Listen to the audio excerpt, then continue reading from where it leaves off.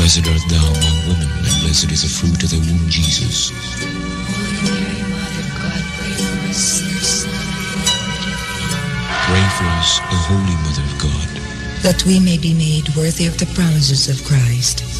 Pour forth, we beseech you, O Lord, your grace into our hearts, that we, to whom the incarnation of Christ, your Son, was made known by the message of an angel, may by his passion and cross be brought to the glory of his resurrection, through the same Christ our Lord. Amen.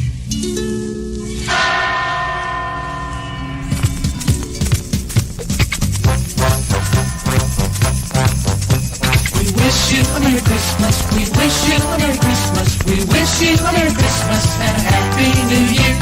We wish you a Merry Christmas, we wish you a Merry Christmas, we wish you a Merry Christmas and a Happy New Year. Gikan sa tagdumala o magkawani sa Radio Philippines Network Incorporated RPN DXKS Radio Ronda.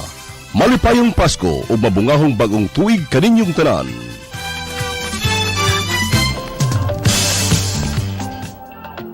Benefit of the work from hotel is the improvement of mental wellness. Before you set out and turn a new page for an adventure, always remember to go safe before you travel. Go Philippines, soar high. Tara, biyahe tayo.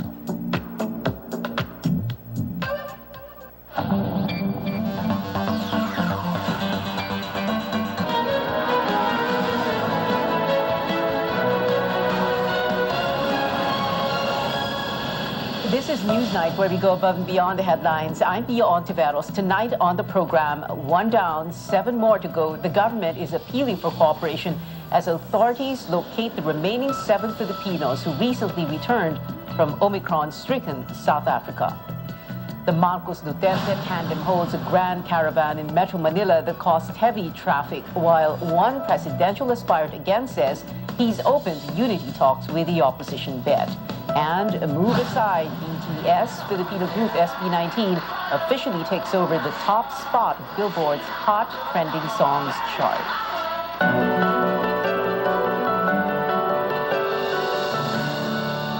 Out of 8 Filipinos who recently flew into the country from South Africa, 1 has been located. Authorities say this overseas Filipino worker is under home quarantine, had a negative RT-PCR result, and does not exhibit COVID-19 symptoms. While the whereabouts of the 7 others remain unknown, the government now warns of possible consequences for travelers who will provide false personal information. More from Trisha Terada. The IATF is appealing for everyone's cooperation in locating the 7 missing travelers from South Africa. IATF co-chairperson Carlo Nograles warned of sanctions for violators of health protocols. Ayoko rin silang takutin, no? Whoever you are, please come, no? Immediately and report yourselves, submit yourselves, no, for testing immediately and report yourselves immediately to authorities, no? We're not scaring you. We want your cooperation. Last resort na yung sinasabi na magsampa pa ng kaso. The health department said 2 of the missing travelers gave either incorrect or incomplete numbers. 3 provided the numbers of the agencies, while the remaining 2 are unreachable. The agency also said it is coordinating with local officials to reach the missing people. Meanwhile, the Bureau of Quarantine assures the public it is ready to enforce the strictest protocols to prevent the entry of the Omicron variant. The government is on alert as more countries report cases of the new variant. But the IATF says some criteria will still have to be met before putting a country under the red list. Binabantayan rin namin yung capability also of the country to do biosurveillance, genomic sequencing, kasi baka maaring tumataas ang bilang ng isang country in terms of the COVID cases, but even if they don't report Omicron, it may just be the delay in the biosurveillance being done in that country na hindi naman nila agad-agad na detect yung Omicron. Ito naman pong measures na to, hindi na po bago sa Bureau of Quarantine at sa lahat po ng agency na nag-aalaga sa mga pabalik nating mga kababayan. Dahil ito rin po yung measures na ginawa natin nung panahon po ng Delta. So, masisigurado po namin na may implement natin yung pinakamahigpit po na protocol based po doon sa mga binababa na guidelines na IATF. Nograles also said the IATF is stepping up its four-door strategy, which include testing and strict protocols against travelers, including overseas Filipino workers.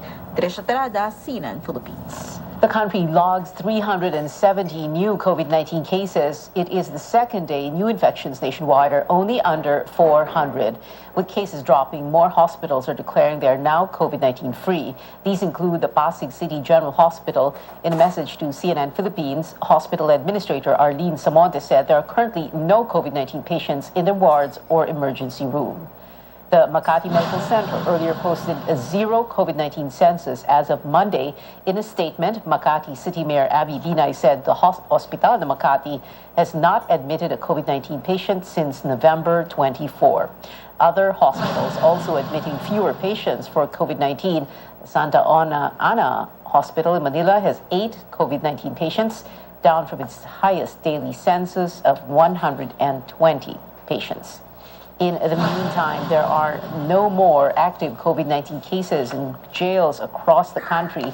This covers both, according to the Bureau of Jail Management and Penology, these covers both persons deprived of liberty or PDL and jail personnel. The BJMP says it will slowly allow no contact visitations for PDLs this Christmas season, beginning in low-risk areas with specific requirements and limitations as to who can visit.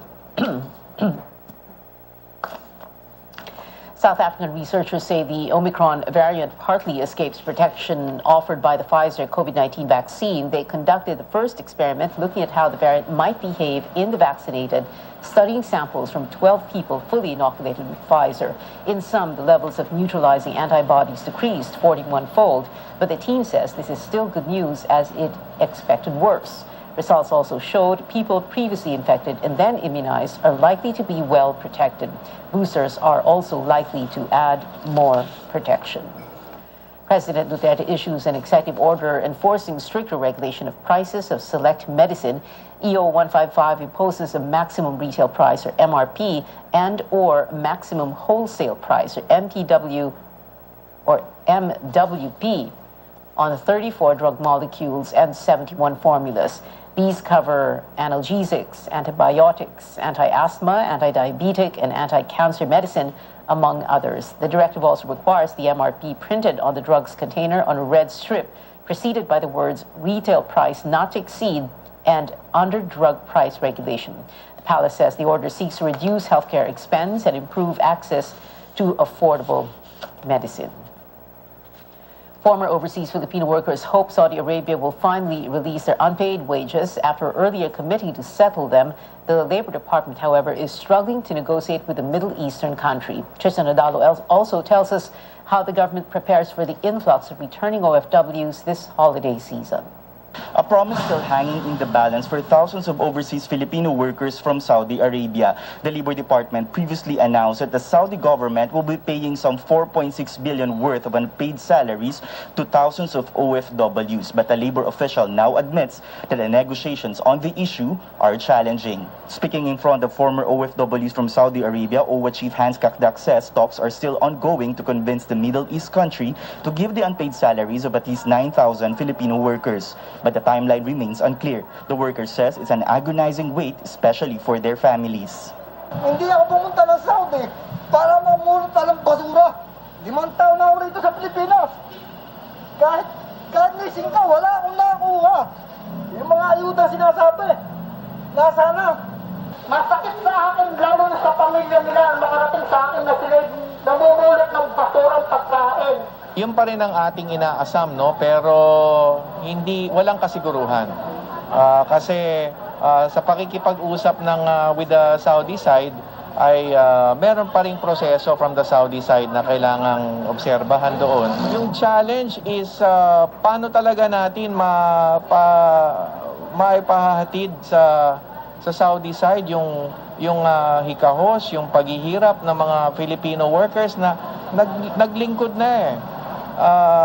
Kumbaga sa gobyerno, ang term dyan ay service rendered na yan eh. In the same dialogue, OWA officials say that they are exerting all efforts to bring home stranded OFWs from Saudi. The government will mount 6 repatriation flights this month to bring over 2,000 workers home. The repatriation flights from Saudi Arabia will begin next week, while the government expects over 100,000 OFWs or returning Filipinos this holiday season. Tristan Nodalo, CNN Philippines. Up ahead on Newsnight, a motorcade for presidential aspirant Bongbong Marcos and his running mate, Sara Duterte, causes heavy traffic in the country's most voter-rich city. And one Pinoy group dethrones K-pop sensation BTS on the Billboard's Hot Trending Songs chart.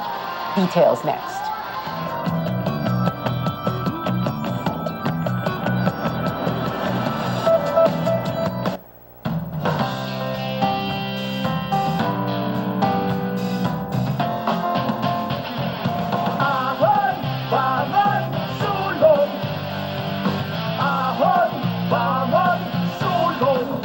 Pangarap ng bawat Pilipino, hangarin ng Northern Cement. Ahon, bangon, sulong! Pinalaki ng Northern Cement ang kapasidad ng kanilang planta para steady ang supply ng sementong tigasin. Northern Cement Max Plus, Supreme at Max Pro. Ahon, bangon, sulong! Totoo bang TJ also makes the cheesy yes? Exhibit X, my cheese. Exhibit TJ, cheese yes. Totoo nga! Walang duda, kids can tell na ang cheesy yes ng #1, Denver Juicy Cheese Dog. Pa TJ Cheese Dog ka naman! For my babies, only vet-approved Nutri-Chunks puppies. The only one with active boost and prebiotics na pampalisto. Made with real meat with essential nutrients to help them grow strong and healthy. Happiness! Listo, ganado sa Nutri-Chunks puppies. Sa pagbangon ng mga Pilipino, saludo ako sa mga taong patuloy na humaharap sa hamon ng pagbabago. Bilang isang ina, handa akong gawin ang lahat para sa kaligtasan ng aking mga anak. Bandunya man, tuloy pa rin ang serbisyo para malinis ang kapaligiran. Serbisyong publiko para sa kaligtasan ng lahat. Sa panahon ng krisis, ikaw, ako, magtulungan tayo. Saludo ako sa Pilipino. For ghosts, there's no place like home. This main house has something in it. And home is Discovery Plus. Freak out on all the episodes of Ghost Adventures. Whatever is up in that room doesn't want us there. I heard that. Discovery Plus is here, the exclusive home of Ghost Adventures. Subscribe now at 129 pesos per month. Love is all about time. Di minamadali ang pagpapasarap. Like the love in every Pure Foods ready-to-eat. Slow-cooked and ready in 8 minutes. Para may time ka sa mga mahal mo. Because love takes time. So from my fridge decluttering, I found some good ingredients that I could work with, and I have a pretty good idea of what to do with it. We'll be making the home fridge mix, which is a grapefruit and mint kind of cocktail. For this cocktail, you'll need, and for the tools, first we're going to get our shaker, grab our mint, and our simple syrup, and then we muddle. Add your GSM Premium Gin and your grapefruit juice. Lastly, your egg white. And then we're going to close it up and start our dry shake. This basically means we're going to shake our cocktail without the ice. After about 10 seconds, open up your shaker and fill it with ice, then shake again. When your shaker is ice cold, it's time to pop it open and double strain. Garnish this with some dehydrated grapefruit and some mint. There you have it, your very own home fridge mix made with GSM Premium Gin. Kidimiti sarap ng Pure Foods ready-to-eat spaghetti. Easy to prepare even for kids. Ngayong Pasko, kasama ang sarap ng pamilya.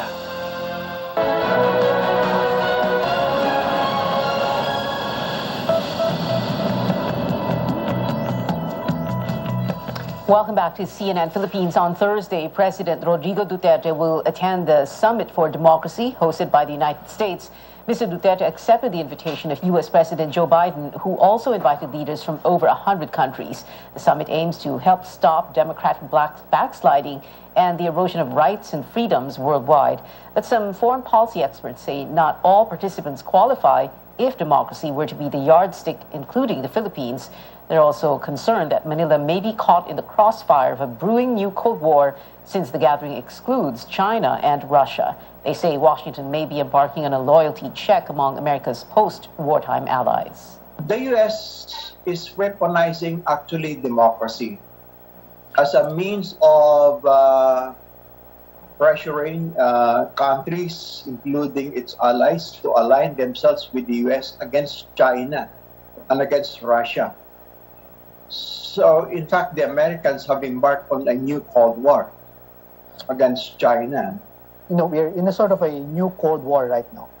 The Chinese and American economies have started to decouple, you know, from the time of President Trump when he initiated the trade war. And now this is being followed through by President Biden's, you know, desire to divert supply chains away from China. Experts say the new president or the next president should promote an independent foreign policy that's friendly to both the U.S. and China.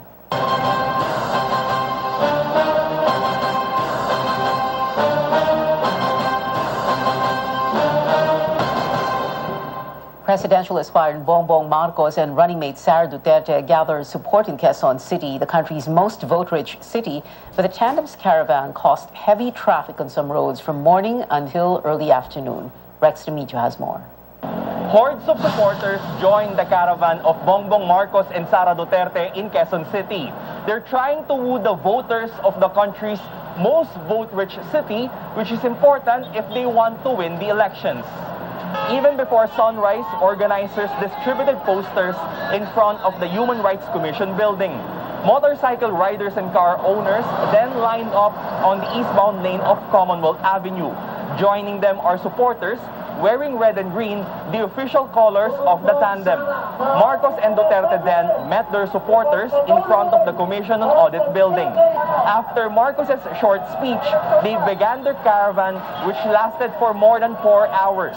The long lines of vehicles caused heavy traffic this morning rush hour, especially on Commonwealth Avenue. Gridlocks were also seen in some parts of the elliptical road and the southbound lane of Quezon Avenue. This forced the city government to advise motorists to take alternate routes by noontime. The gathering of supporters also lacked physical distancing despite the threat of COVID-19. City government officials said it saddened them that the organizers refused to cooperate with them. This despite their meeting last Monday when the city government said it will deploy 1,000 law enforcers. That's why the traffic congestion happened, which the Marcos camp eventually apologized for. Marcos's chief of staff, Attorney Vic Rodriguez, says they're sorry for the inconvenience it caused to motorists. He explains organizers did not expect they will be overwhelmed by supporters despite their preparations. The event was just a meet and greet with supporters. No discussion of platforms, especially the specifics of their promise of more jobs, much needed by the city's urban poor. The tandem also did not grant interviews with the media to answer questions on some issues. Marcos is hoping to carry the city again after beating Vice President Leni Robredo in 2016. Sara Duterte, meanwhile, is also seeking to repeat the victory of his father, President Rodrigo Duterte, here in the same polls. Rex Remigio, CNN Philippines. Various groups gathering at the University of the Philippines, Diliman, some even shaving their heads to oppose the tandem's election bids. An organization composed of martial law victims says the bloody human rights records of former dictator Ferdinand Marcos and President Duterte may continue if their children win in next year's polls. Presidential aspirant Calyodi de Guzman and his running mate Walden Bello were also at the event. Calyodi again saying he is open to talks with Vice President Leni Robredo about the possibility of uniting against Marcos and Duterte-Carpio's tandem. Open akong makipag-usap para doon sa unified na laban. Pero yun nga, no, sana pauna. Sana, ay magkaroon din ng klarong mga tindig doon sa issue ng mga mamayan. With BP Lenny and us, we are on the same side. But we are not yet on the same page. Okay? And in the process of this next few months, from our side, we will try to get to the same page. But Cagliodi clarifies this does not mean he is backing out of the race. He had previously said he would have dropped his bid for Robredo if only they were able to align their platforms during those unity talks. Robredo and her running mate, Senator Kiko Pangilinan, commemorated the Feast of the Immaculate Conception today by leading the blessing of their volunteers' headquarters in the province of Tarlac. Meanwhile, Senator Ping Lacson said China's intrusion in Philippine waters is more than just a national security threat. At today's Senate subcommittee hearing on strengthening the Philippine Coast Guard, Lacson explained it is also an issue of food and economic security. And Manila Mayor Isko Moreno met with officials in the province of La Union today. He also visited Baguio City the day before. Campaign season has not yet officially begun, but some candidates have already been shelling out hundreds of millions of pesos on ads even before filing of certificates of candidacy. Stanley Gajeta tells us who the top spenders were. 36-years-old security guard Jevy Juanites always sees political ads on TV and social media. He believes the election has already started, even if the campaign period has yet to officially begin. Dahil po sa mga commercial ads and sa social media, ramdam na ramdam ko na po yung election.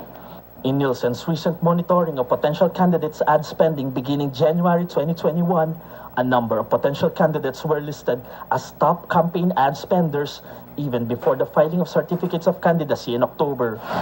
Former House Speaker Alan Peter Cayetano was the top ad spender during the 9-month period, shelling out almost 610 million pesos. He was followed by Senator Win Gatchalian, former Public Works Secretary Mark Villar, former Vice President Jejomar Binay, Manila Mayor Isko Moreno, and Senator Joel Villanueva. The research only covers broadcast and print ads and not social media. Law Professor Edward Chico says, since the official campaign period has not yet started, aspirants are not yet bound by election rules. Some of them, Chico says, are taking advantage of it to make their presence felt on various platforms. Unless, of course, the law is amended, unless the law is revised. So we're stuck with that, so we cannot do anything. Nakakalungkot. The election law on campaign finances aims to regulate candidate spending during the campaign period. As future public servants, they are expected to be transparent and accountable on any resources they will utilize. Political analyst Dennis Blanco says the absence of a regulatory mechanism that would detect possible excessive spending makes the election money politics. You would always find the word donation by friends, no? Without really inquiring as to the specific. This contribution may also reflect the conflict of interest of those people who are voluntarily donating. And you have no mechanism of telling whether this contribution are emanating from. Experts believe there's a need to revisit the rules. The COMELEC needs to be more transparent and more accountable and more open in declaring the statement of contribution expenditures of this candidate so as to erase any doubt or suspicion. In 2019, Senator Laila De Lima filed the Political Party System Reform Act, which aims to regulate campaign financing and spending by setting a cap or limit on how much a natural person can contribute. However, it still doesn't cover expenses prior to elections. At least 5 similar proposals are also pending at the House of Representatives. Stanley Guete, CNN Philippines. Still on Newsnight, is it safe to finally hold in-person Christmas parties as COVID-19 cases in the country drop? And BTS no longer #1 on the Billboard's Hot Trending Songs chart? Who unseated the group? Find out after the break.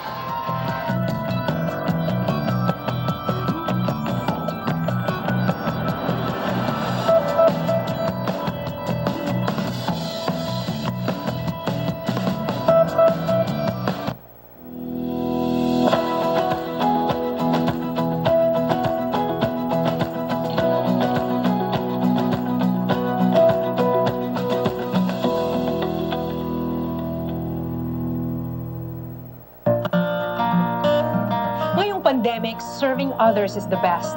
Sa pagtutulungan, patuloy ang ating laban sa buhay. Kaya dapat always healthy. With proper diet, exercise, and MX3 coffee mix to ignite my day. Hi guys! Lagi akong focused, active, at MX ordinary. Because the most important things in life deserve nothing less.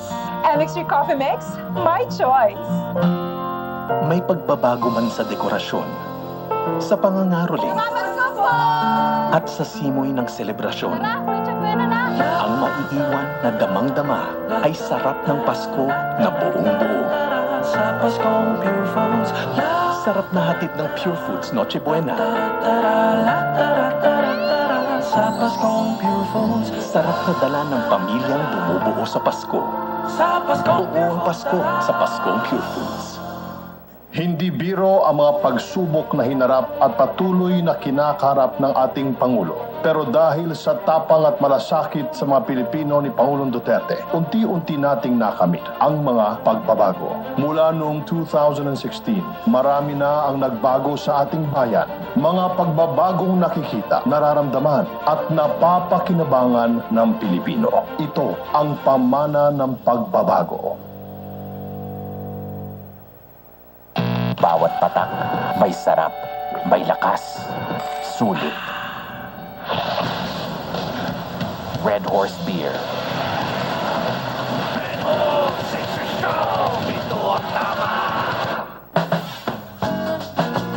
When it comes to my family, I make sure to give them only the best. Meals that are healthy, safe, and flavorful. Enjoy home-style goodness with Magnolia ready-to-cook chicken templados. Pre-marinated, it is made from fresh chicken. It is so easy to prepare and super delicious. Also high in protein, which helps boost our immune system. Get your Magnolia ready-to-cook chicken templados from Magnolia Chicken Stations in chicken tocino flavor and the chicken teriyaki.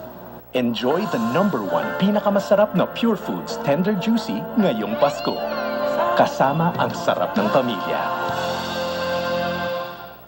Boracay has put the country on the map for domestic and international tourism. It is only fitting that the gateway to this paradise island is modern and state-of-the-art. SMC Infrastructure has taken the lead in overseeing the improvements of the Boracay Airport. Throughout the years, it carried several name changes, from Caticlan Airport to Godofredo P. Ramos Airport.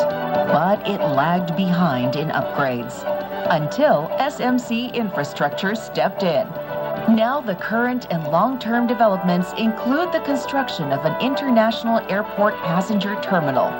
SMC Infrastructure also extended the existing runway to better serve bigger aircrafts.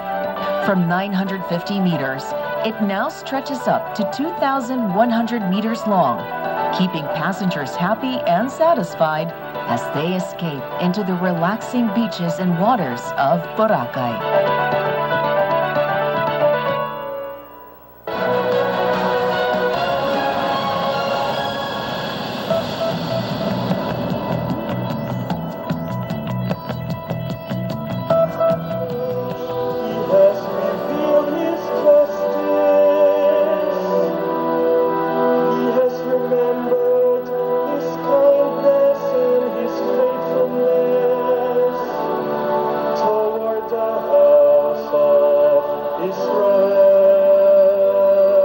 Welcome back. Unlike last year, the government is now easing restrictions for in-person or face-to-face Christmas parties, but some experts appeal it would be wise to set them aside for the meantime. David Santos reports. Rose del San Antonio, a call center employee, backs her company's decision to still forgo holding a Christmas party this year. Kayo personally, what do you feel about it? Yeah, I do miss having fun with my friends, but we all want to protect ourselves and our families. This despite government easing restrictions on in-person parties, which was banned last year due to the pandemic. Kailangan lang pong sumunod doon sa IATF regulations, depende po sa alert level ng inyong lugar. Over a dozen people recently contracted the Omicron variant of the coronavirus after attending a corporate gathering in Oslo, Norway. Local experts appeal to cancel again this year plans to hold face-to-face parties. Best pa rin to hold virtual parties, no?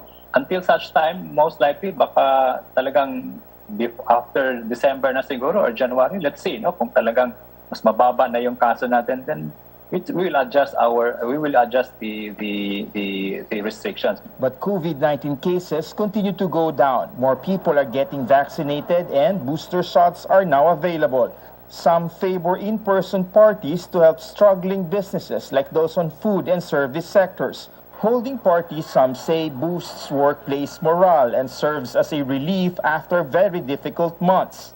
There are some tips, however, on how to hold safer company get-together.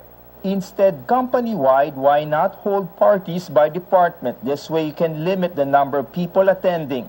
Hold it outdoors, such as in parks, gardens, or any open-air space. You may also hold a hybrid party, meaning workers at risk may opt to join online, while those on site should be vaccinated and without any respiratory symptom. You may even require COVID-19 testing prior to the event. Singing, shouting, and serving alcohol are also discouraged.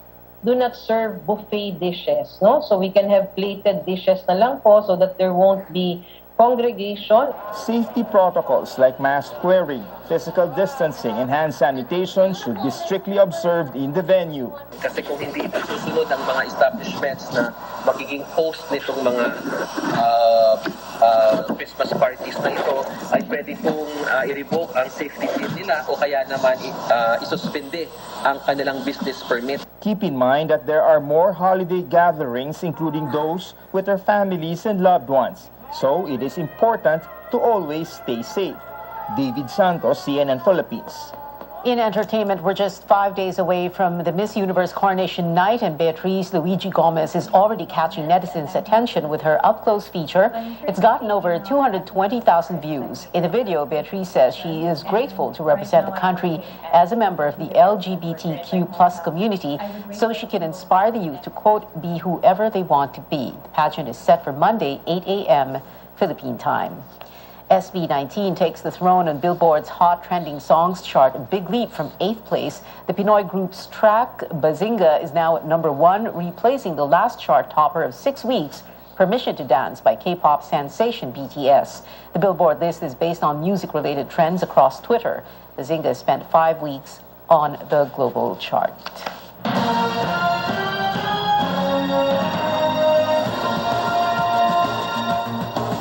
This just in, an announcement from the IATF. France is now on the red list from December 10 to 15. That is Friday, beginning Friday, until next Wednesday. Now, what does this mean when a country is on the red list? That means passengers who have been to that country, France in this case, within 14 days immediately preceding arrival in the country shall be required to undergo facility-based quarantine for 14 days with an RT-PCR test on the 7th day, with day 1 being the date of arrival. Notwithstanding a negative RT-PCR result, completion of the 14-day quarantine is required. That's breaking news. France now on the red list, an announcement from the IATF. And it is 17 days before Christmas.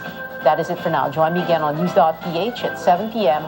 I'm Pia Ontiveros for Newsnight, where we go above and beyond the headlines.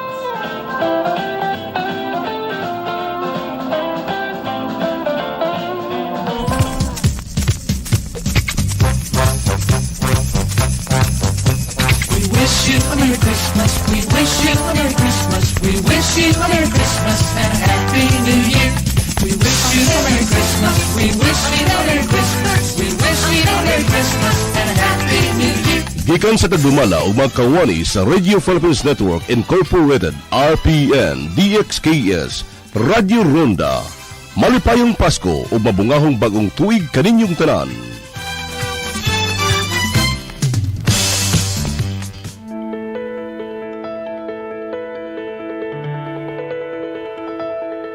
Nothing feels better than coming home after a long day with your pet waiting for you by the door. Not to mention the fact that snuggling next to them is a proven antidote for the day's stress. Most pet owners know the joys that come with having a furry companion in their lives, but many of us are unaware of the physical and mental benefits they bring. I'm Dr. Freddy Gomez, and you're watching Mental Health Talk on CNN Philippines. We're here to build a healthier future for you.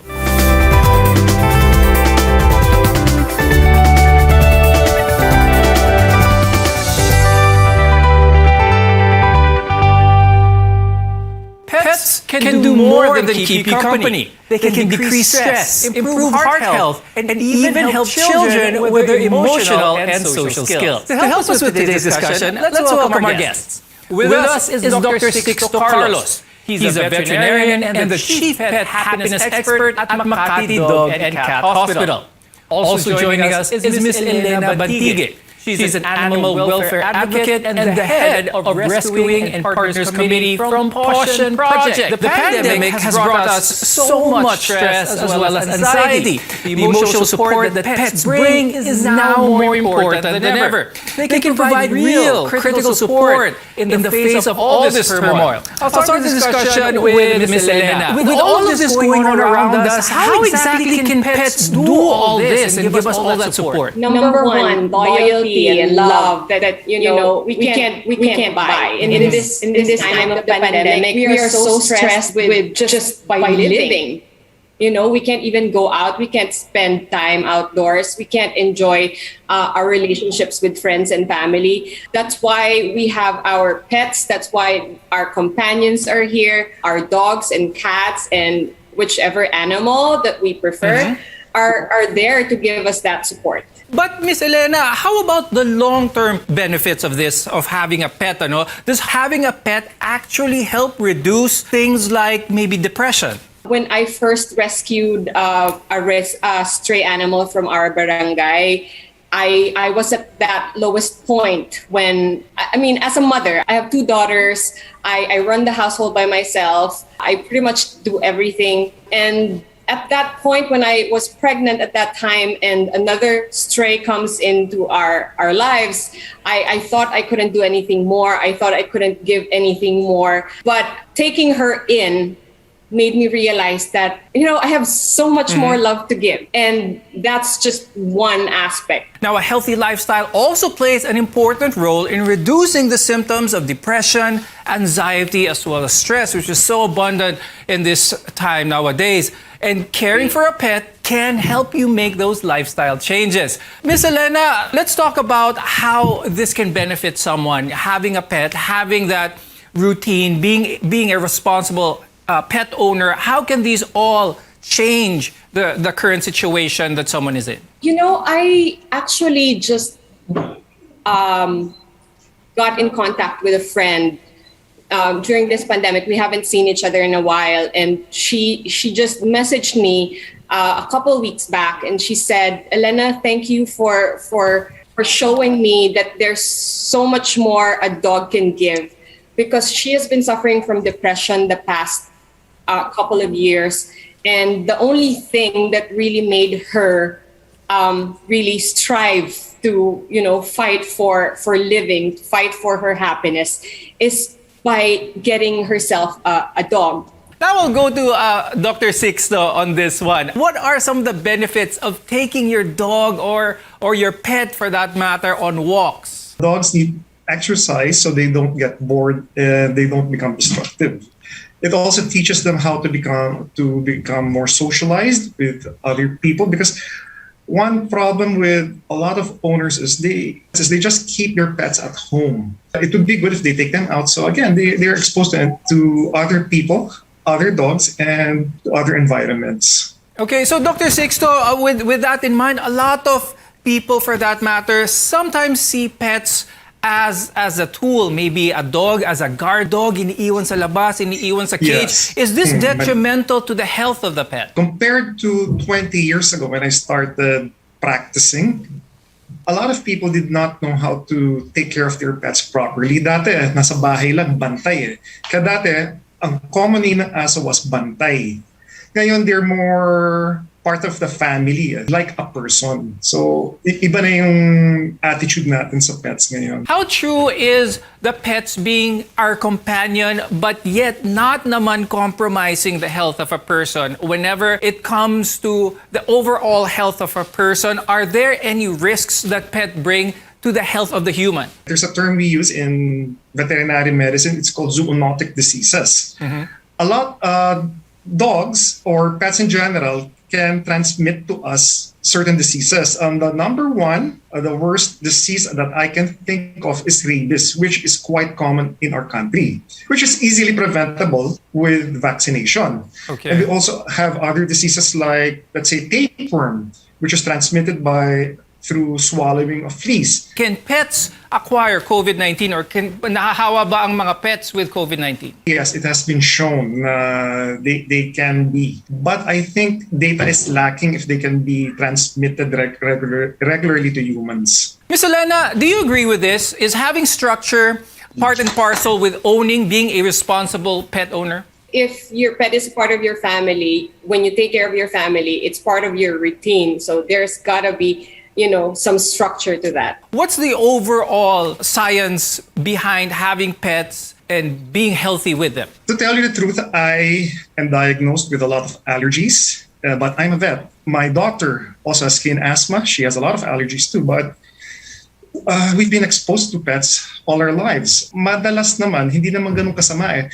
One thing then, I attended this immunology seminar.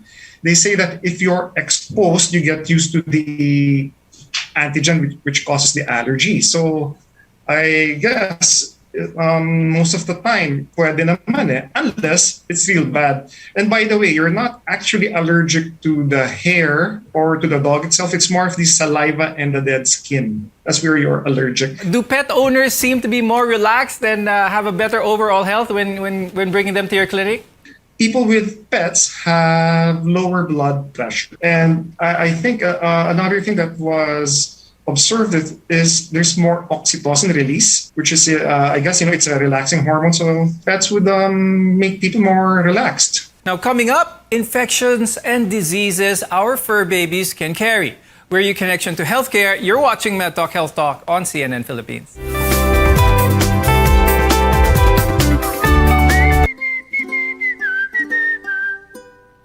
Salamat, masarap at sulit.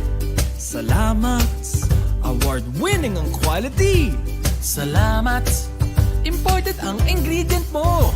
Salamat, for me, kay salamat, swabing brandy. Salamat sa Primera Light, halina tikman. Primera klase ang Primera Light tinuman. Salamat, free! Drink responsibly.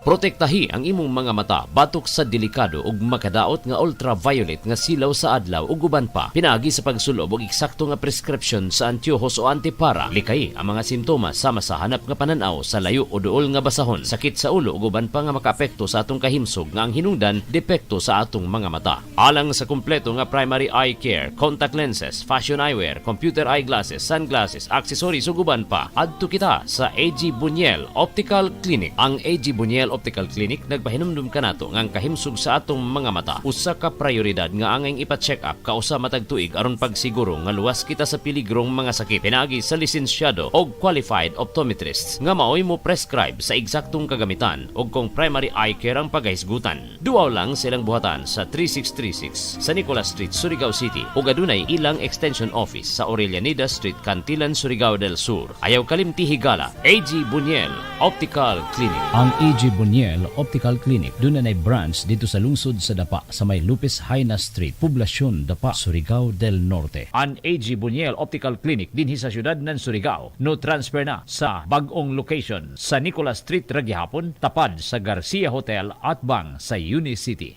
Ang Riverside Parts Master Incorporated na sa ilang bagong location sa Dalan, Burgos ning atong syudad. Mahimo niyong tawagan sa telephone number 231-7478 or 826-3663. Mga produkto nga inyong mapalit, genuine, Makita Power Tools sama sa planer, drill, grinder, Triton paints, construction supplies, angle bars, flat bars, GI pipes, automotive spare parts, Firefly electrical devices sama sa switches, bulbs ug outlets. Adto ang Riverside Parts Master Incorporated sa ilang bagong pwesto sa Dalan, Burgos ning syudad. Makahang mahangyo ka o makabarato pagyod diha sa Riverside Parts Master Incorporated. RPN Radio Philippines Network, Radyo Ronda DXKS Surigao, member kapisanan ng mga broadcaster ng Pilipinas.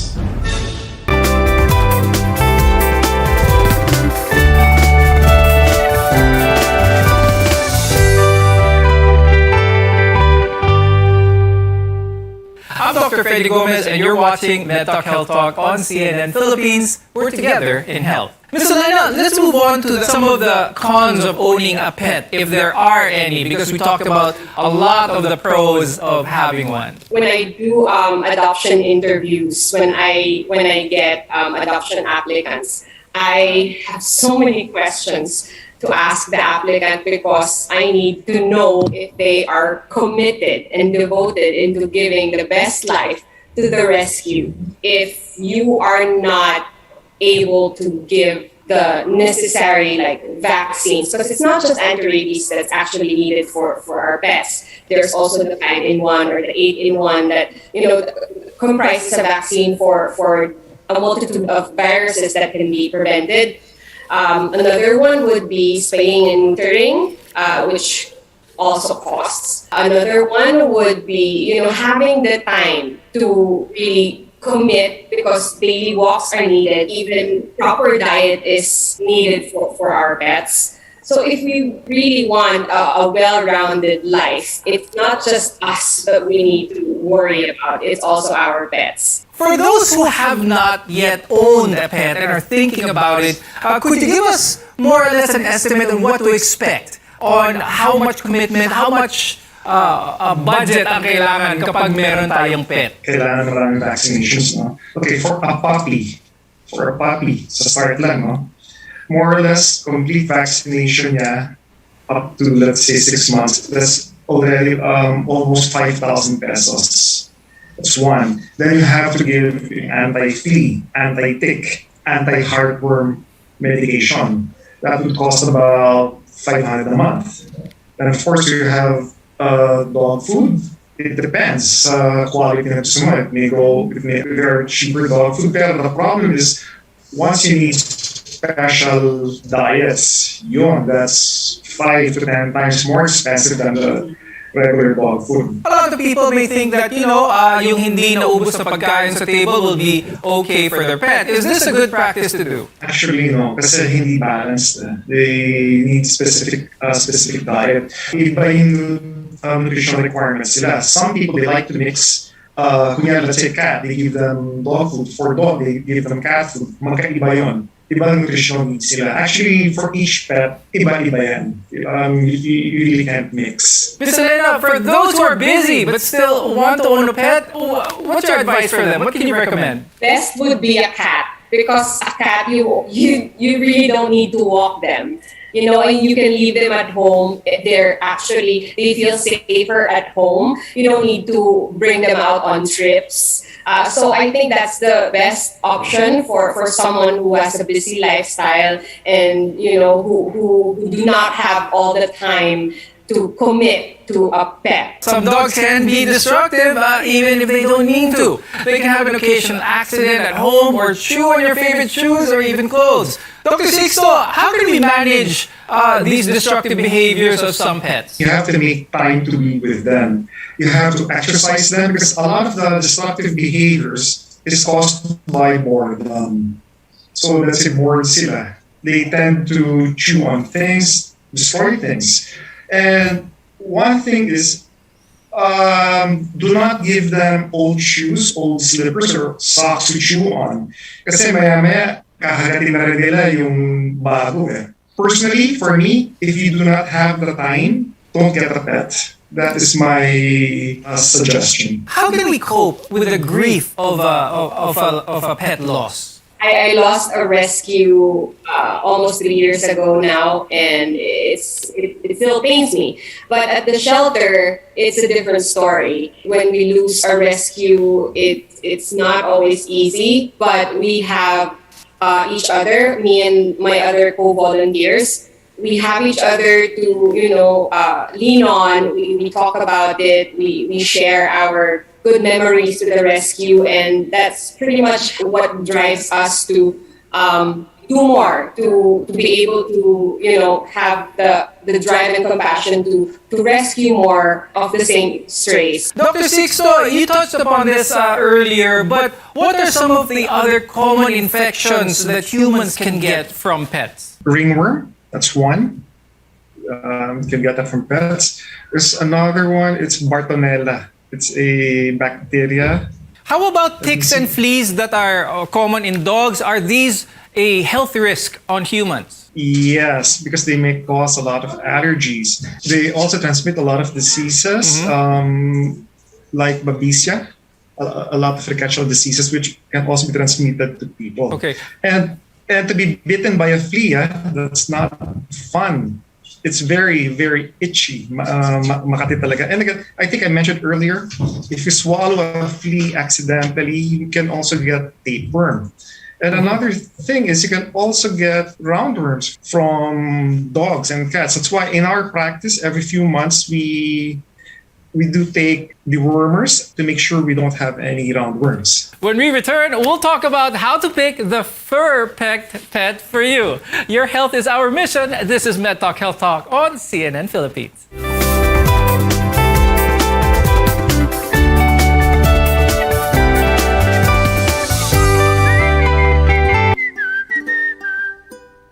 Salamat, nagyaya ka na ulit.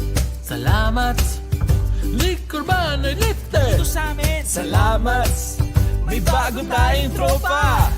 Salamat, tayo ay buhay pa. Salamat sa Primera Light, halina tikman. Primera klase ang Primera Light tinuman. Salamat, free! Drink responsibly. Maayong balita sa tanan sa atong panginahanglan sa panimalay, mga gamit, ingon man mga dekorasyon, pwede na natong mapalit diha sa Wellington Bazaar.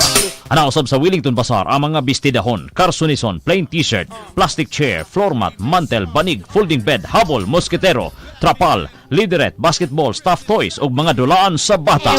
Ang Wellington Bazaar ana magalagad kanato sa Dalan Kaymo ning Dakbayan sa Surigao. Wellington Bazaar, gikan sa mga kawani og tigdumala sa Wellington Bazaar. Mayong adlaw alang kaninyo.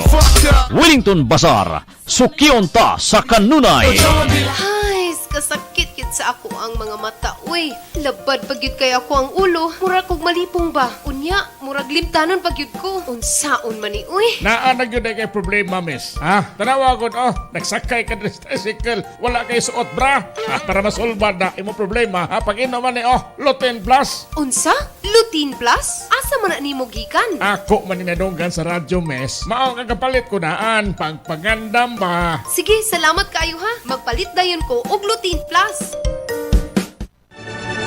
RPN Radio Philippines Network, Radyo Ronda DXKS Surigao, member kapisanan ng mga broadcaster ng Pilipinas.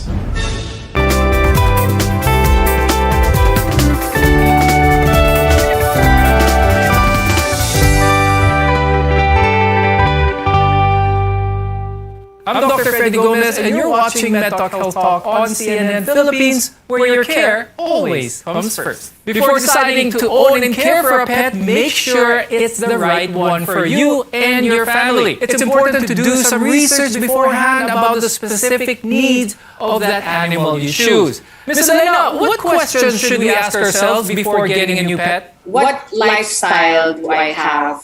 Am I willing to provide a set amount of money for vettings? What commitment do I have with my time? Am I willing to give daily walks or just weekly? Am I able to get my pet socialized with other dogs? Do I have enough space in my home? Do I have a backyard? Or am I living in a condo? Things like that. Okay. Now, let's talk about adopting. By adopting a pet from a shelter, you'll not only give a new home to a deserving pet, but you'll also most likely end up saving their lives. Some people may be apprehensive about doing this since most dogs from shelters aren't puppies anymore. Ms. Elena, what are some of the pros and cons of adopting versus shopping for pets? I can go on. But one thing is for sure, yes, you are saving a life. You are saving a rescue. And when you adopt a rescue, they will give you their life. You know, they will give you their never-ending loyalty, love, and dedication.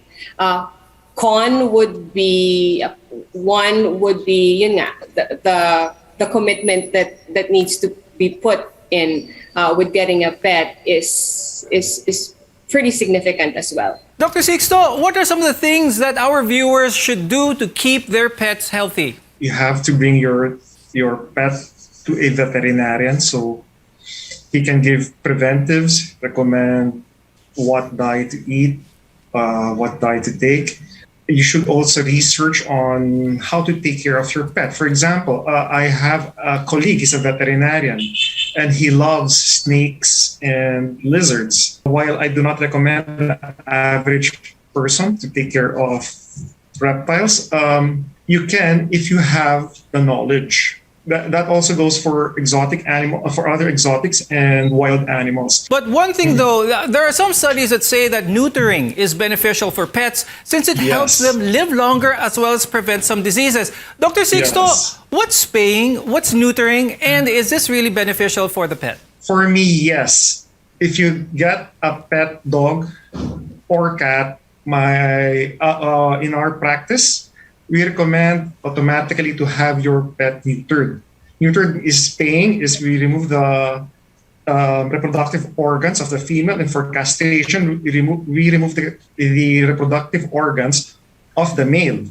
This keeps them from reproducing. One benefit is it keeps the population of dogs and cats down. Statistically, neutered pets live longer, and it keeps them from getting diseases like testicular tumors, pyometra, and mammary tumor. So it is also healthy for the pet itself. Okay. Dr. Sixto, how often should responsible pet owners bring their pets to a veterinarian for a checkup? It's once a year, but I think it would be better if you bring your pet to the vet every 6 months. And before we go, Ms. Elena, do you have any tips or advice for our viewers who are already pet owners and for those who may be thinking about owning a pet? For those current pet owners, please have them vaccinated, have them spayed and neutered. And for new ones, there are lots of options at the shelter. Please come visit Caution Project. Very good. And Dr. Sixto, if there were 3 things that our viewers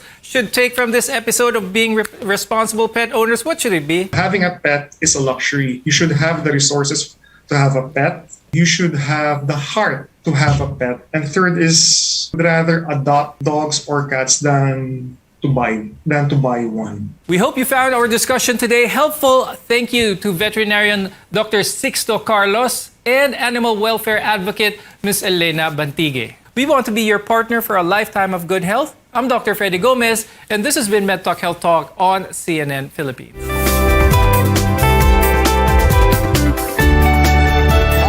RPN Radio Philippines Network. Radyo Ronda DXKS